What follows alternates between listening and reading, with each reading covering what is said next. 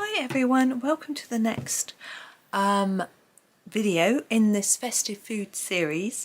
We have a very interesting looking item today. Now I'm sort of assuming it might be a cake. I don't really know. I did say yesterday that it looked like a heap of sugar, but it isn't, is it? So I'm thinking if we start off by colouring it in a sort of cake colour and then just work from there really. I'm going to try a different cake colour today. I'm going to try this a light yellow ochre and see how this sort of works for cake colours. And yeah, we'll see. Might be a little bit too yellowy. I just need to sharpen it to get around all our little sort of decorations, I guess they are. So I'm really just going to put down a layer of yellow and then have a look and decide whether I think it's too yellowy. I think it's probably okay. If we're thinking of a sort of light sponge, I think that'd be all right. Yum, light sponge. Although it'd be a bit dry, wouldn't it? I'd want some jam in it. Maybe it's got jam in the middle. Do like a jammy sponge cake or jam tart. Don't eat them anymore.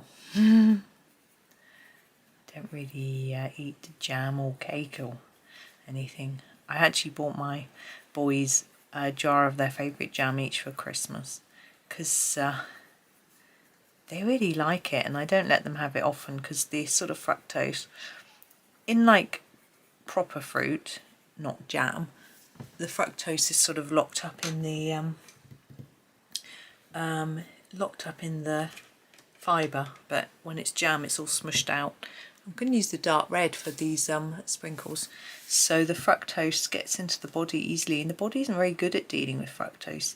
Apparently the liver converts it straight to fat, and that fat stays around the liver, so fructose can actually cause fatty liver disease if you have too much of it. Now obviously within reason is okay, but like some kids take like a juice box and just swig it down and might have a whole juice box in a day, and that's where it becomes not only very bad for your teeth, but with all that acid as well as the sugars, but bad for the liver.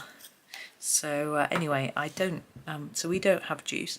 This is dark phthalo green, which I'm going to use for these other bits, and we don't have juice. Well, our neighbour's a dentist, so she warned me about giving my children juice, so I stopped giving them juice. They drink tea, coffee, decaf and water, so it's fine. We have juice on rare occasions. It's like, you know, when you have a little party and you get some drinks in, you might get an alcohol for the grown-ups. We don't drink alcohol, so we don't. Things like that, that's when we have sort of a treat of some juice. I've noticed the yellow is not very even around here. I'm going to go back over it. Now I've put the red in, I can go right up to the lines. It's still hard for me to see. If you're watching on a huge telly, you can see where I've missed. I am still looking at getting some magnifying glasses, but I've been reading the reviews on Amazon of different pairs and they're really bad. People saying these are terrible. So I actually want to try some. So I think there might be a shop in my town that might have some. So I'm going to do that. Now we've got the platter. Now I think the platter is going to be our big feature. And I'm wondering whether to do it in sort of green and red, or whether to do it in more of a metallic, you know, silver or gold. But actually we've only got one red cake stand, which is just up here. There, look, and it's more of a ceramic look. So I think we'll try and do a metallic red just for fun. I'm going to grab a different red to the one I used for these.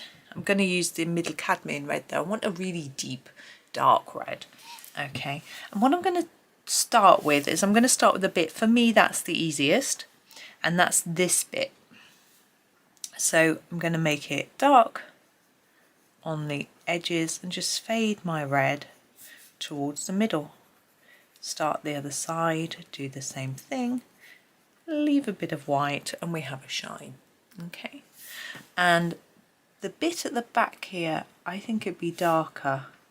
I'm going to try and leave a bit of white, but I didn't on there because it's too small. Okay, now for these bits, my idea is to go around the edge and leave the shine down the middle. They're quite small. If you think there's a different method for you that might make it easier, rather than doing it like that, then do so. But I think for me I think I can manage just. When there's a small space, it's a bit more tricky, isn't it? Especially when you can't see like me. My bifocals are so tricky, well, varifocals. Sometimes my naked eye can see much better close up because I've always been short-sighted, so normally I used to just take my specs off to read. As I got older, I used to just leave them on because it was easier and I was lazy. And, or especially at school and stuff, because it's just a nuisance.